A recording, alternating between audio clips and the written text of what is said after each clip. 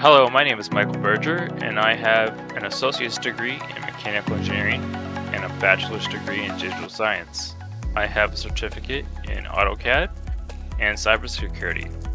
I worked as a student IT assistant at the University of Akron, a math tutor at Stark State College, SMT operator at Airborne Electronics, and as a student team leader at Kent State University in the Federated Desktop Support Department. And my name is Gregory Hess. I have a bachelor's degree in digital sciences from Kent State University. I have a Test Out Security Pro certification, as well as numerous certifications through LinkedIn courses. I've held numerous IT positions in end user support across Kent State, Beechwood Systems, and Northeast Ohio, and in my local area, in local town of Northeast Ohio, as I reside. And I'm en route to a rotational in Brooklyn, Ohio, this coming summer.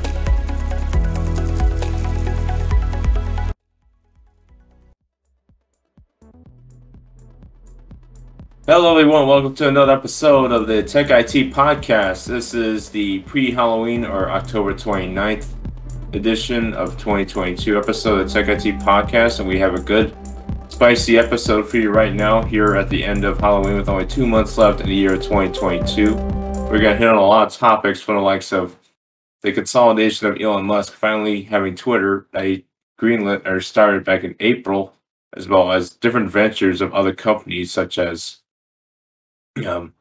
Apple being more pronounced in advertising lately, which has good and ill reasons for it, as well as Netflix's foray into cloud gaming. We have an update on that, as well as the deeper talk about deepfakes and celebrities getting their likenesses used for it without their knowledge or with their knowledge, and the whole ethics behind that. We're going to get into that discussion, as well as Google versus India being a topic of discussion. I didn't know what happened, but here we have it, as well as a review of the solar-powered headphones by Adidas. So before we get ahead with that, we're your hosts, Gregory and Mike. Mike, how you doing? I'm doing pretty good today, Greg. How are you doing? I'm doing all right. Just did some minor yard work today, as well as I worked out of a cold that I had at the beginning of this week, so that's good. I'm only have an occasional itch in my throat, but that'll go away probably by Halloween, hopefully, which I have no plans for because I'm in my 20s and old.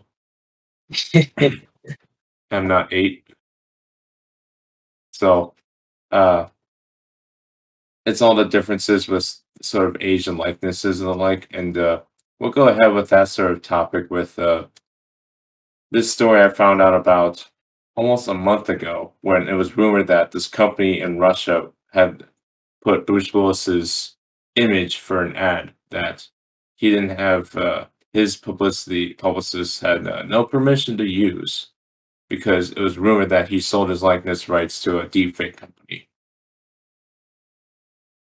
And that was since debunked,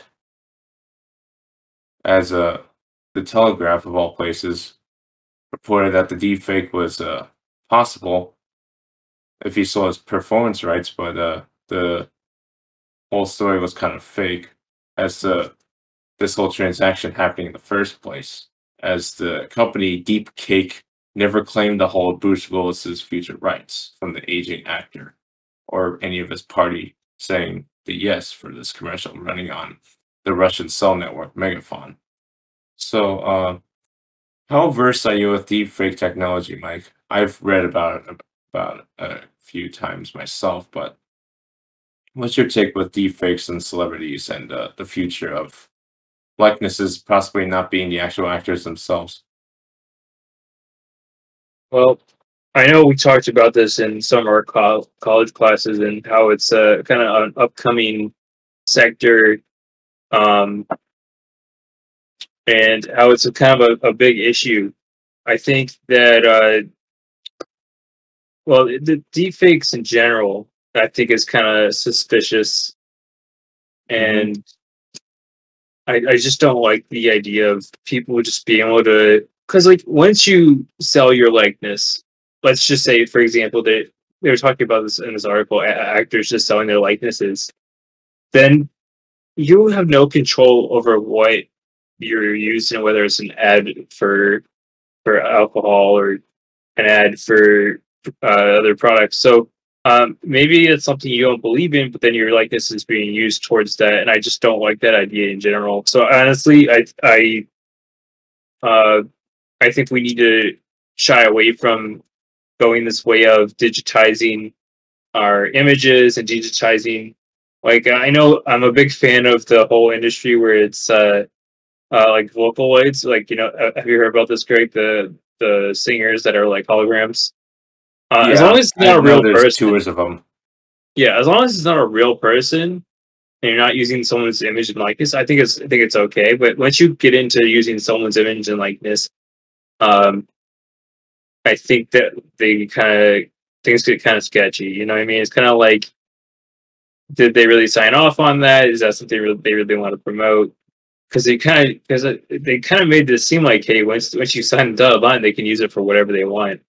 Um, and Well, even if it's done like illegal, even if you didn't sign it over to them, and someone gets their hands on your whatever your hologram, and they use it in their promotional to promote like a certain ideology or something like that. That's well, something yeah. that I would shy away from. Because you could fool a lot of people doing that, and I just don't like that idea.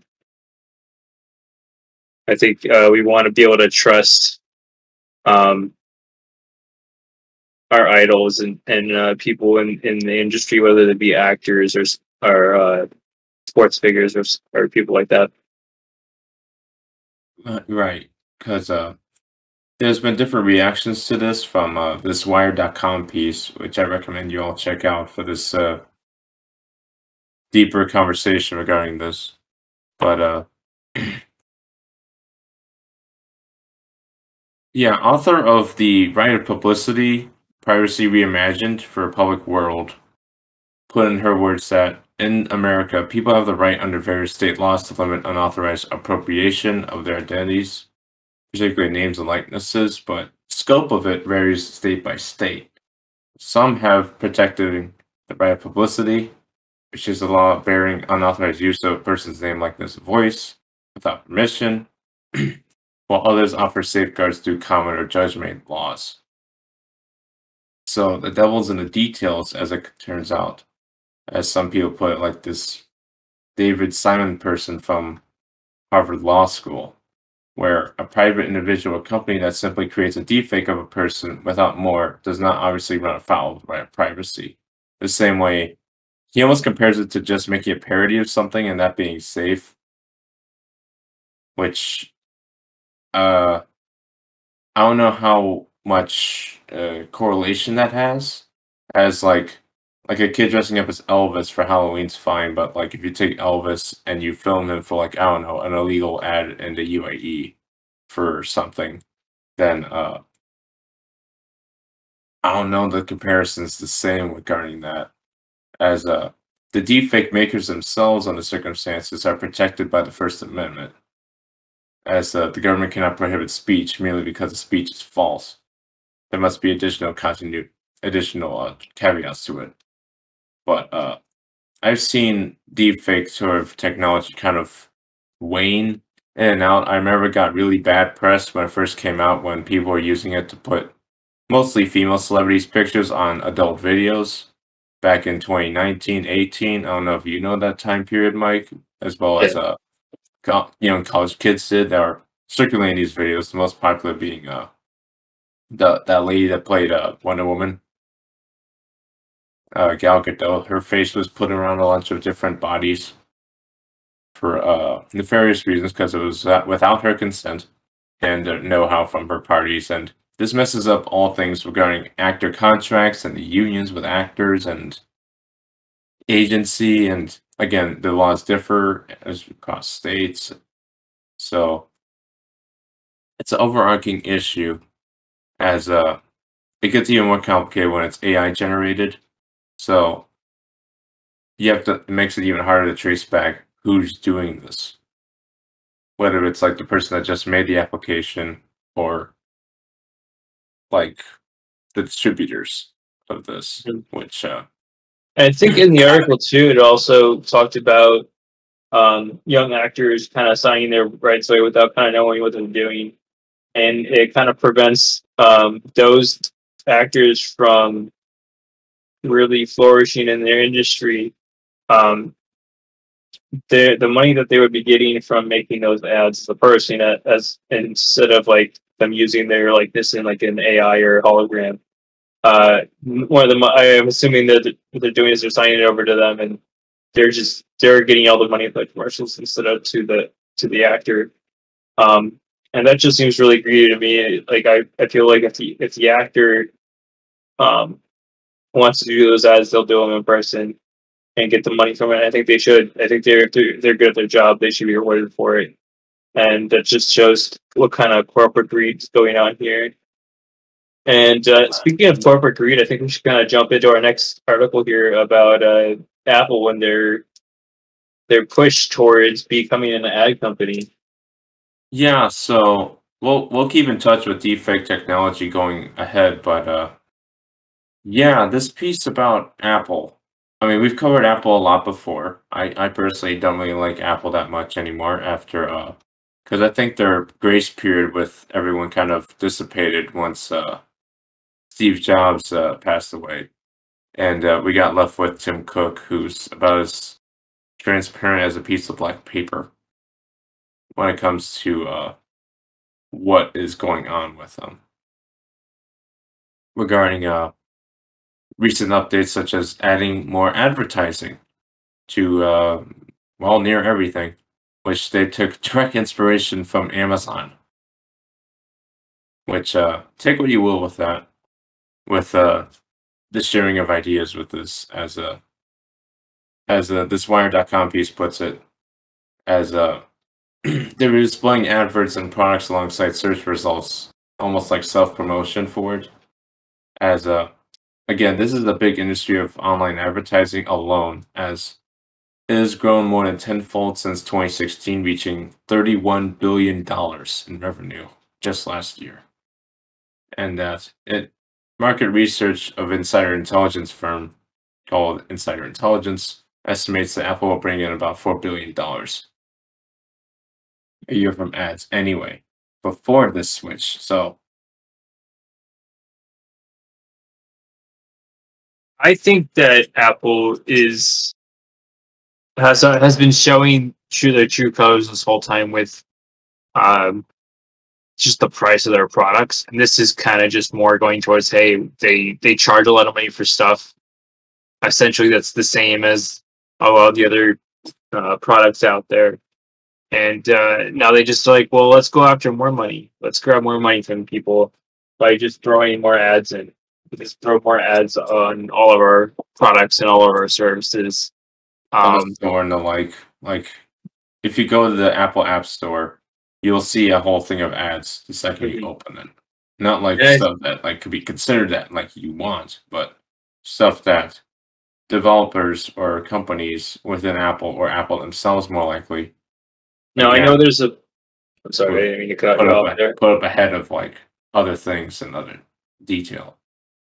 No, I think the Apple loyalists need to ask themselves a question here. They need to ask themselves, where is their breaking point? Well, how many ads are they going to allow Apple to add into their software and their products before they just unsubscribe? Before they start looking for other competitors' products and software? Because I know everyone has that breaking point, and it's different for every person, depending on what the service they provide, depending on how good the service is. Yeah. Some people will stay around longer, and I'm already someone that has kind of moved away from the Apple products.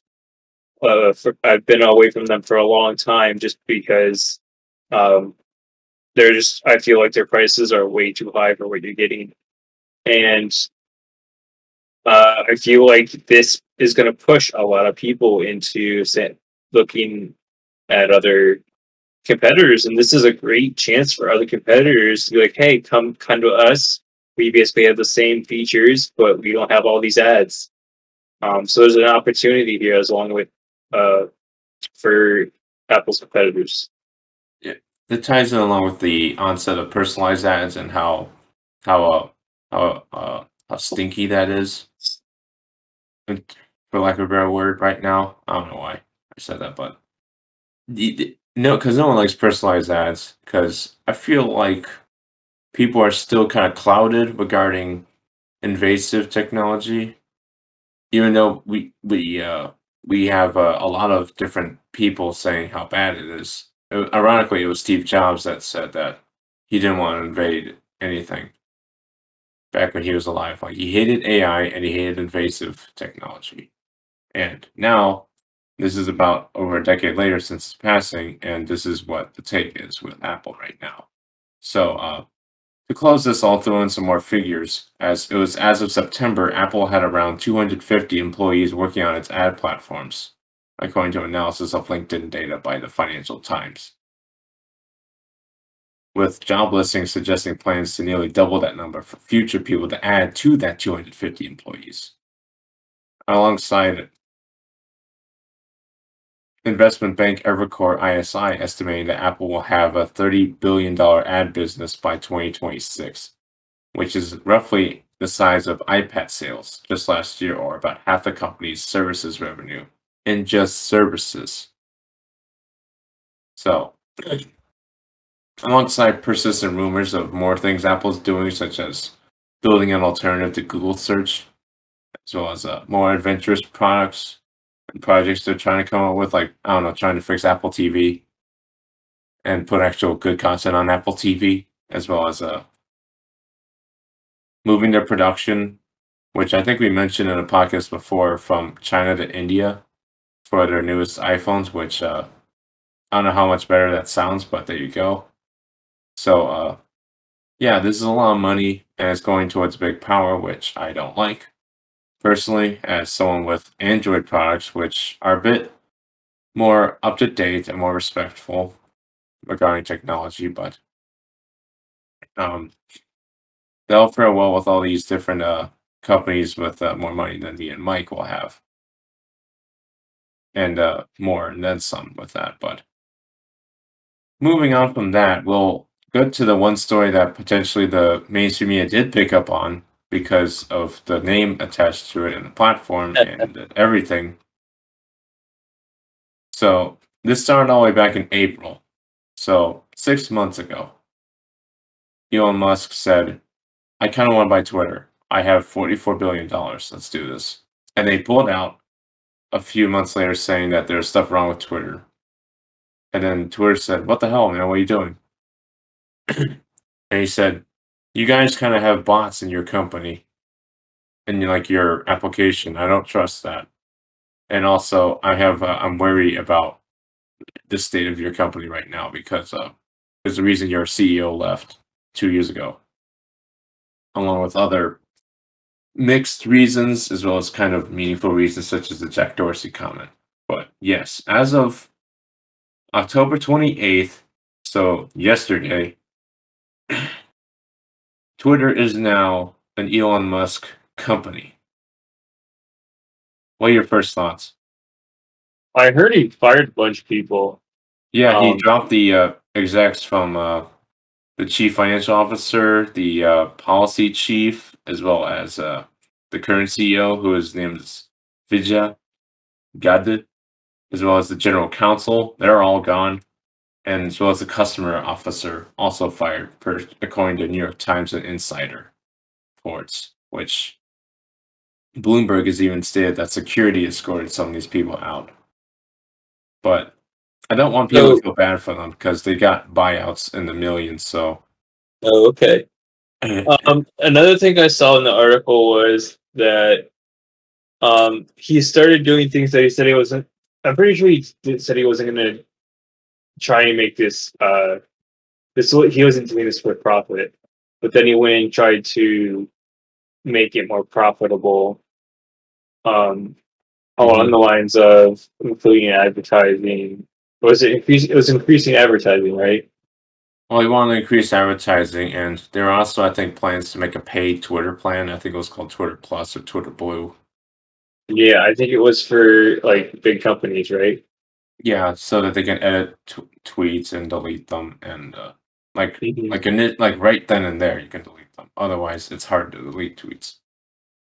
Still, Interesting.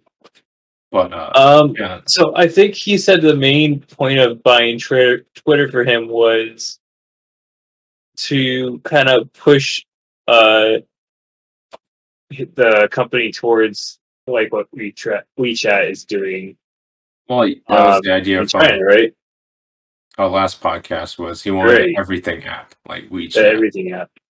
Um, I think this is going to be a hard thing to do. Not that it's impossible. I think it's going to be hard to convert the older generation into an everything app. As you have on Twitter, I'd say that Twitter is not exactly geared towards the newer generation, and I feel like they're on more stuff like Snapchat and TikTok and all those newer apps. But I think if I'm Elon Musk here, the first thing I do is make a TikTok app, uh, just to kind of like push or like make the TikTok version or the Twitter version Right? of TikTok, just to kind of push his app into the now, Well, and yeah, yeah.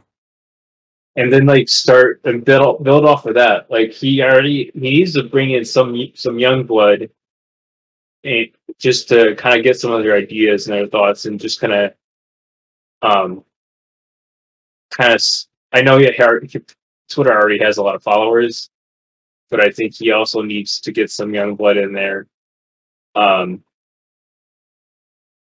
and Well, he some like said cuts some could be more possible. futuristic apps. What was that?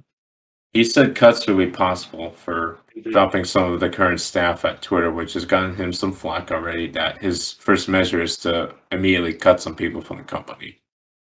Well, he has a lot of potential here. Like with this new I don't know what he's calling it. I assume he's going to keep the name Twitter for a bit, but this new everything app, he's got a lot of potential to kind of like make better versions of stuff that's already out there, right? So you Well, have the Facebook, you have the TikTok, you have, I guess it's not Facebook anymore, it's Metaverse. Meta, You have the TikTok, you have, what is it, Google Shorts, or not Google, YouTube Shorts. YouTube Shorts. You You have have all these, Clubhouse, yeah, you have Snapchat, you have like, what is it, Facebook Be Real. Messenger. You have like the PayPal. So what he's trying to do is put that all into one app. So what he has a chance to do is make those apps that make the better version. Like let's just pull one out of the air like TikTok. Like what can he do to improve TikTok? He can, I know, Make it American. yeah, we can Americanize it. We can. I know there's one thing that I get frustrated with because I've been on TikTok a long time. Is there's a follower limit, so you can only follow so many people, and I'm stuck at that 10,000 following cap, so I can only What? follow 10,000 people. I know that I think YouTube already does that, where there's no cap on how many people you can subscribe to. Um, Well, yeah, I think YouTube, it's easier to keep a cap on subscribers, and the subscribing counts can be more reasonable to follow compared to follow when it right. So comes to there's something no dynamic as TikTok, because TikTok's already eclipsed YouTube almost twice in a row, right. So there's 2021 and no last year. there's no follower cap on YouTube Shorts. So if he just took that idea and ran with it with his TikTok app, and I think another thing he could do with the TikTok app is just make things easier to search for or categorize. I know that we did a story on being able to like search for things with TikTok, whether it be instructional videos. Just being able to make like a list of categories you can choose from. Oh, I want instructional videos, I want baking videos, I want, just being able to do that with his TikTok app, whatever he calls it, and I don't know, maybe appeal to the masses more, make it easier to use. Well, Um, the prime maybe add demographic. some, yeah, add some features. Like I know being able to remove like one thing I hated for TikTok is you can't go back once someone's account was deleted. Let's say somebody you follow, like they got into some trouble and got banned. You can't go back and just be like easily find all the ones that got banned. No. There used to be a way, but not anymore.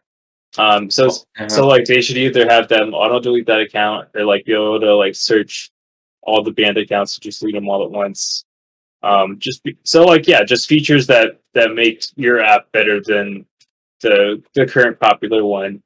Well, the competition's always rife with social media, as Right. Clubhouse already found some footing back in the early stages of the pandemic, because Clubhouse again was like an open podcasting platform, but you had to pay in to get into it. So you had to be invited to get into it, and you had to pay to use it.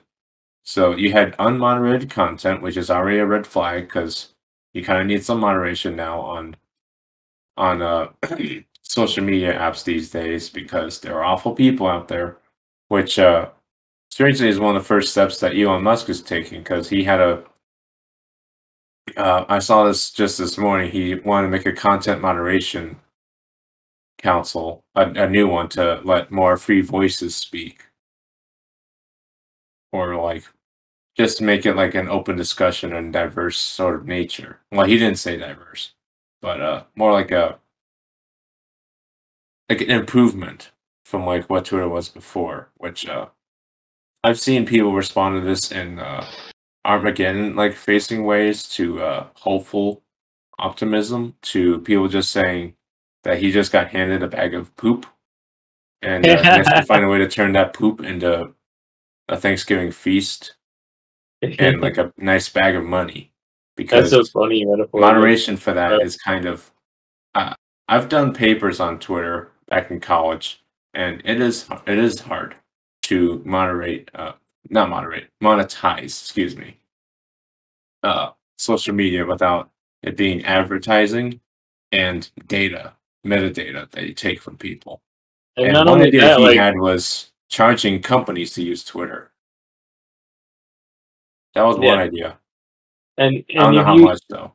if you even get like a subscription service where you like maybe it's just a small amount of money, that'll just push people away just because you're charging them for this service. But yeah, that'll be interesting to keep an eye on. But I think we talked about this topic long enough. Let's go ahead and jump into the next one, which is another big company in the news, Netflix. They're expanding into cloud gaming. What are your thoughts on this, Greg? Well, before that comment, I could preface this by saying you can follow updates regarding Elon Musk's takeover on Twitter on TheVerge.com. And secondly, we covered this before, as the Netflix is starting to show some of the cracks in its walls with its subscription model, and then some, as we mentioned and covered in previous podcasts back in August and September, and maybe even July, with them losing users. Cloud gaming before.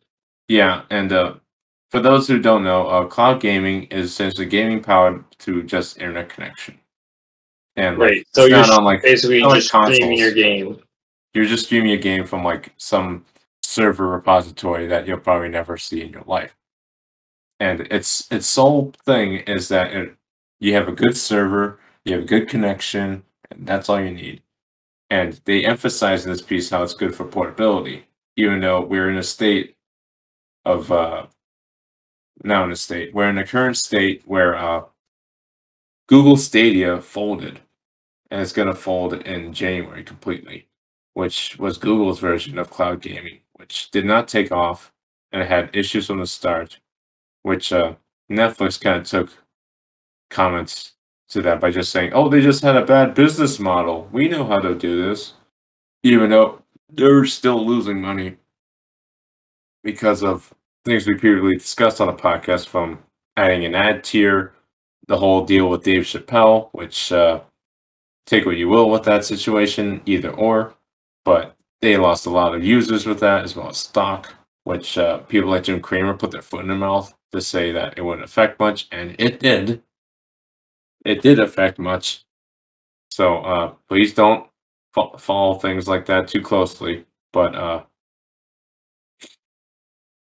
this is coming on the onset again of Google shutting down Stadia come January of next year, and also this piece talks about how they made a whole new studio in SoCal, or Southern California, as the laymen call it. So I don't have a comment for the whole studio because that shows that they do kind of care about this idea and that they want it to take off. It's just that history's now on their side with cloud gaming. As Yeah, well as I don't. portability, like the whole focus on like, oh come on, it's gonna have portability. We have I don't see it taking portable off gaming though. already. Yeah, like we already have portability. Like you have everything on your cell phone there. Like I play games on my cell phone, but the problem with that is the games I play on my cell phone are like card games. Like I play Hearthstone on my cell phone. I'm not sitting there playing like Fortnite or like I'm not playing the Well, you like the can. shooters or well, you know what I'm saying? It's Yeah, not like, and I'm not gonna it's a sit there simple and game. play. Yeah, I'm not gonna sit there and play like The Witcher 3 on my phone. Well, Um, yeah. but like I don't know, it just because those are the games that you kind of gotta be like I don't know. Focus. Yeah, Like you gotta be more enhanced focused. focus, good connection, better Yeah, battery. exactly. And like that's one of the main points. One of my main talking points is this on cloud gaming is if you're going somewhere and you want to play a game, let's say you're on the bus, you're not gonna have them at like for example, if you're trying to play like a game of Hearthstone, it's like 5 minutes, so you can do that on the bus. But Yeah, like when you want to sit down and say play like Fortnite or League or whatever game you're streaming, PUBG. you gotta PUBG. You want to play that for a couple hours. You're not gonna be playing that on a bus. And let's for example, let's say you're going on a camping trip or hiking or whatever. You're not gonna be doing that while you're hiking. Like that, Well, if you like you're need gonna that have phone. you're gonna be like you're gonna need that phone for emergencies. You're gonna worry about your connection. Uh-huh. Especially if it's competitive game, you're gonna worry about your connection. If it's not a competitive game, um, I don't know. I might play The Witcher out on a hiking trip. Maybe I'm camping. I want to play a little bit before bed, but I don't know. It's just I And think there's a then, lot of reasons why this didn't take off, and I feel like that getting into this sector is just a big risk. oh yeah, huge. Because at time of recording with this SoCal office, it's going to be head up also by a former producer from Blizzard, people that made World of Warcraft and Overwatch and Hearthstone.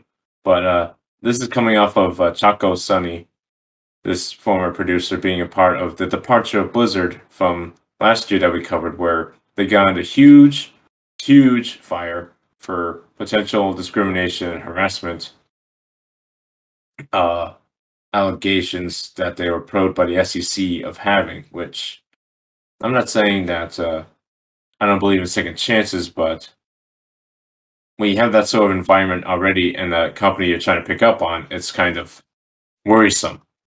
As well as at this moment in time, they have 14 games in development in its own studios and 35 games on the service now, which I haven't looked at the service myself because I kind of don't even trust it because I have more trusted players in Steam, which again, ironically, has its own mobile kind of cloud gaming thing in the Steam Deck, which is doing fine right now. Not great, but fine. So I don't know how Netflix is going to push this out when,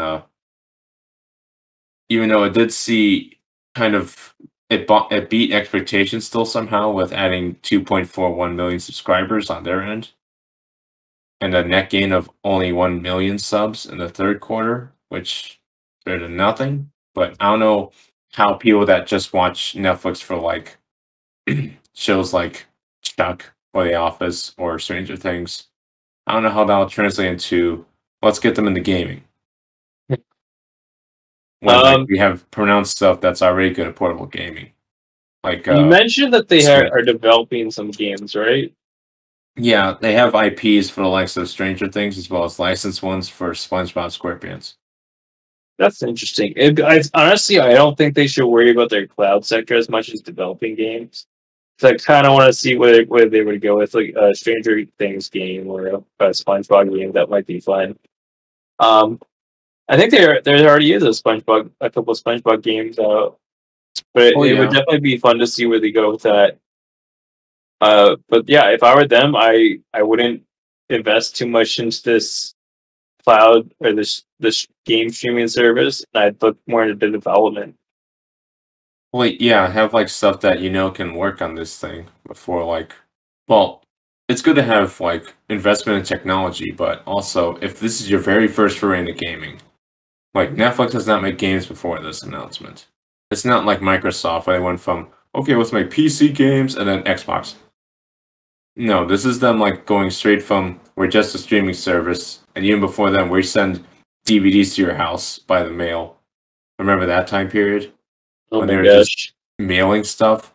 that was ancient. This is a new adventure for them for like making IPs and the gaming and everything, which is already kind of clouded already because we're in the 10th, 11th generation of gaming, which has so much things you can play on PC, PlayStation 5, Xbox Series X, um, Switch, Steam Deck, Enforce G Vidia, GeForce Now. That's already cloud gaming. If I remember correctly, there this is a separate subscription service. This is not like I'm like this is a whole other fee, right? Yeah, like the regular Netflix subscription is not going to tie in for this. No, you have to pay for this still.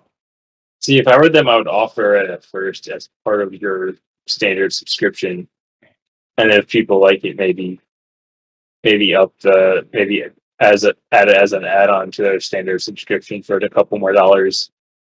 Yeah, I don't know. like different That's tiers. just kind of get people in there as like to just try it out and see if it'll takes off. But that's just my recommendation. But let's I think we should go and jump into the next article about Google's. I think what are they doing? Something about antitrust. Yeah, Google is kind of upset with India as India previously fined them one point no, excuse me, $161.9 million on Thursday of this week for anti-competitive practices, which that's more than they can get fined for here in the good old US of A, mind you. But again, with these fines and stuff, finding them that amount is like taking like $1.60 from me, which I'm not saying does nothing, but this is a reaction to them saying that they want all these redressal measures that could force Google to make fundamental changes to its business strategies in the subcontinent of India, which again has a huge, huge potential player base. Not well, player base, but consumer base of again over 1.3 billion people. So that is a lot of people that you're yeah starting to stigmatize if you ever pull out of there with your products like Google. But a Google spokesperson told TechCrunch, this piece is on TechCrunch, by the way, if you want to look at this afterwards, that the regulator's order also brings up serious security risk for Indians who trust and enjoy security features, and that the cost of mobile devices for Indians might go up due to this sort of measure being handed to Google as like less of a slap on the wrist, but more like a slap on the finger. But even though their investment in South Asia is present, with them pledging to invest $10 billion in the South Asian market back in 2020 before COVID, I don't know if they hold up to that now, with the number being around 5.5 billion currently into telecom giants in the area and region of South Asia. The watchdog, in accordance to all of this, is investigating whether Google themselves have assumed a dominant position in 5 different markets, therefore killing businesses in India trying to do the same in their more localized region of India or South Asia or Asia in general.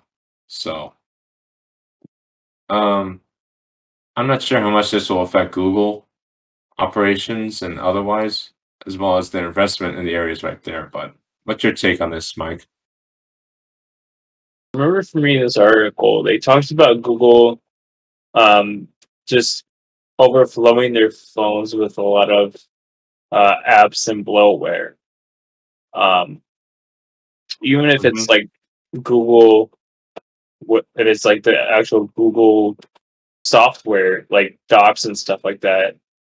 They're talking about them overloading it. And they just want the freedom to be able to remove that from their phones, which I understand. Like when you get a phone, you want it to work well. You want it to have the apps you have on it. So I'm okay with that. I think each individual should be able to remove apps they just don't want on their device, or maybe buy a device without all these apps on it. And then you can go like maybe if it just has Play Store and you can go get those from the Play Store, then you can do that. Like I think having all of these apps preloaded on your device kind of just it's what it is. It's bloat. It's just clogging up your device. It's using extra space. Yeah, sometimes people don't always have to use these apps, such as I had to walk through my parents' phones to tell them to get rid of apps that they don't use. Like they don't use TikTok, they don't use all the Google Suite apps that this antitrust watchdog said that the manufacturer is forcing onto them to install, which I don't know about forcing, as they said it would deny access to its Play Services APIs and incentives to vendors to affect that market of India, which again is a huge market. But anyway, the bloatware problem is there, and bloatware is already a problem in a lot of phone companies, such as if you just buy a phone from Weibo or uh, even Samsung has a lot of bloatware, such as their Samsung browser, which is kind of bad, as well as the likes of other things such as Android Auto takes up a good bit of space if you use it a lot or if you don't use it at all, as well as other like sideshow things that are Android or Samsung specific that you won't use. But the Google bloatware isn't for everybody. I mean, I have some of the Google bloatware by definition on my phone, such as Drive, Docs, Gmail, yeah, I use my Maps, Docs. I use my Gmail. So Photos. there are ones that I have on there that I don't use, but there's a lot of them on there that I do use. But I'd be totally okay with getting the phone without them on it and just installing them. Like I think that's one of the main points we're trying to make here. But let's go ahead and jump into the next topic, which is Adidas and their solar powered headphones. I was kind of excited to see you put this in here. Um, I think it definitely sounds like the future. Yeah, this is a new product and a new a website I found this on. So it's two thumbs up there. Let's see if I can find more good stuff on this website because we always want to make a habit here at TechIT podcast to look up intuitive and emerging technologies, be it on Mike's and on TikToks that he finds, which I'm not on because I have too much research to do for my job outside of this, as well as even names such as Adidas, who recently have been in the news for other reasons, which I won't get into now, regarding people they've dropped from their label. But this is a good step in the direction of different dynamics, ideas Adidas can make. So if you want to look at this piece and this product in general, it's on Mashable.com, done by Elizabeth DeLuna. And this is a product, again, that's solar powered headphones that charge in the sunlight. That's right. Just put them in the sun. This is awesome. Now the one thing I think we should talk about here is the price point. They're $229.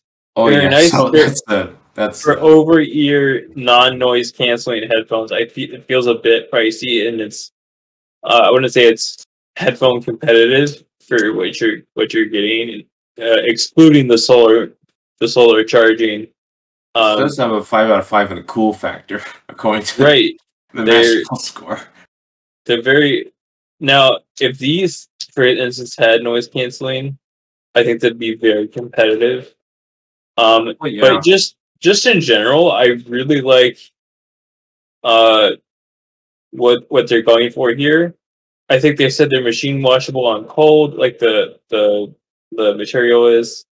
The band on the top you can take Yeah, off, as well as the the muff. material that you can come off and throw in the dishwasher, and you just kind of leave them out. And it says that they recharge off of all kinds of light, so you can leave them out just under some LED lamps or out on the deck or wherever. By your windowsill.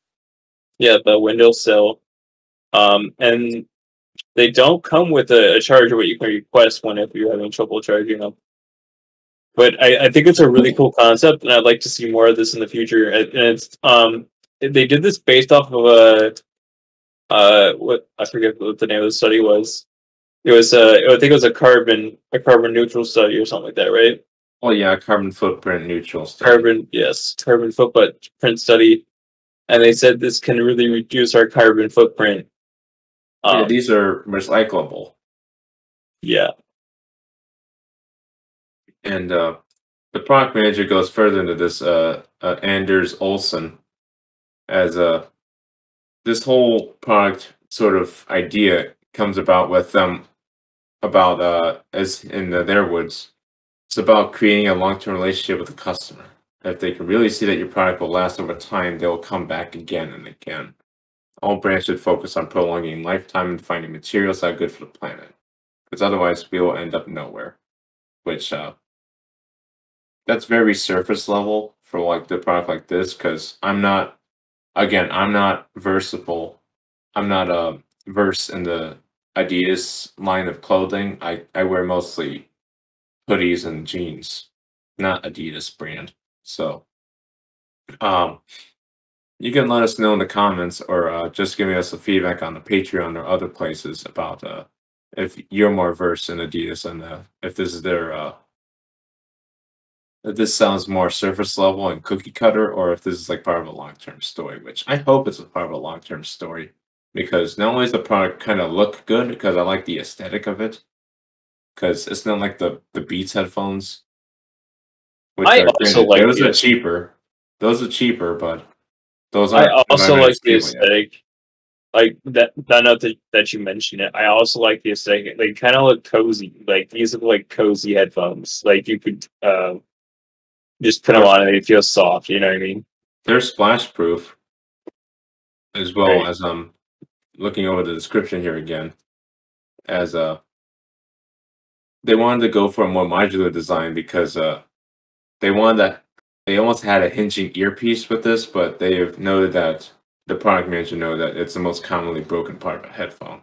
So they went for a more modular design that breaks it down, that ensures that this product breaks down more easily for recycling purposes as well as functionality. But can you tell us, like, the level of eco-friendliness is versatile here? That solo power charging is through a printable solar panel from a Swedish technology called Powerfoil. I probably said that wrong. That transforms all types of light into power. So it's a thinner material, so it's not as thick as those solar panels that your grandpa puts on top of his house. This is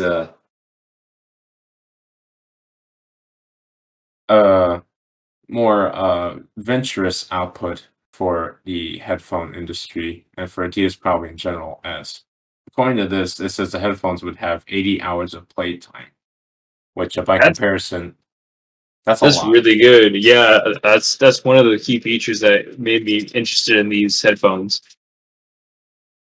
Granted, you can still request like a regular charger from them for free if you I don't know, don't opt for the whole sun thing, because in case you live in an area that doesn't get that much sun, like the Pacific Northwest or Northeast, or basically anywhere in Europe. That's not Spain.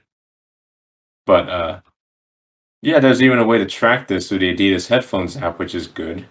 And you can look up pictures of this on the Mashable.com article here. And the person testing this said they even tested it on rainy, cloudy days, and the headphones still gained as much power as they lost while using it on days where the sun wasn't beaming out at you.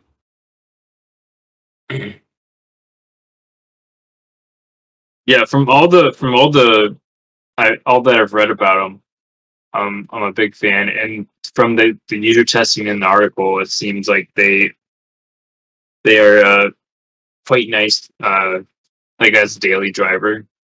And you don't have to worry about. It's nice to not have to worry about charging. I think they mentioned that they didn't fall below like 30%. They are kind of weak with noise canceling, which granted, that kind of like puts it down a little bit for me because I like noise canceling. Because I usually go on walks with my Teltronics, not sponsored, and those don't even have half the power charging of this. I have to plug them in like normal. But the reviews The earbuds, right? Yeah, they say the fit is good, as well as the sound is good. Not noise canceling, but it's still good for calls and just music in general while walking around. So that's all fine and dainty. Sounds So, good. if you want these, they are the you can look up this piece on Mashable.com, or you can probably find this on Adidas' own website even. For these headphones called the Adidas RPT-02 SOLs. I think that's all we got for today, right, Greg? Yeah, that's a roundup for everything today. So I'd like to thank you all for listening to today's episode of the TechIT podcast. Be sure to give us a like, a share, a comment, and just be sure to just let everyone know that you care for them, as we need to stay safe still in this time of increased flu season, as well as the onset of winter coming soon. Yep. As well as I probably won't feel it as much as you up in the north, Greg. oh yeah, I'll probably get snow like next week. Yeah. Probably. Like it's like 64 right now, but I wouldn't be shocked if like I open my door and there's like 3 inches of snow. I'm like, God, Ohio. But right? regardless, I'm losing track of my closing here. Yeah. Thanks for coming today, guys, and stay vigilant. Stay vigilant, everyone.